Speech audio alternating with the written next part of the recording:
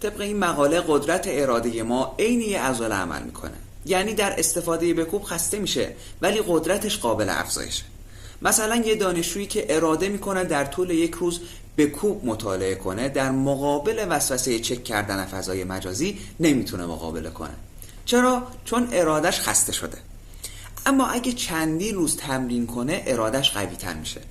یا مثلا یکی که در مقابل خوردن شیرینی خودش رو کنترل میکنه ممکنه توی تصمیم‌های بعدیش تکانشی‌تر عمل کنه در همون روز. این مقاله اراده رو دقیقاً مثل ورزش میدونه. مثلا روز اول بدنسازی فرد قدرت خیلی کمی داره، مثلا شاید هالتر خالی رو برداره ولی باز هم بدن درد بگیره. اما با تمرین و تکرار در ماه‌های بعد میتونه وزنه سنگین‌تری برداره.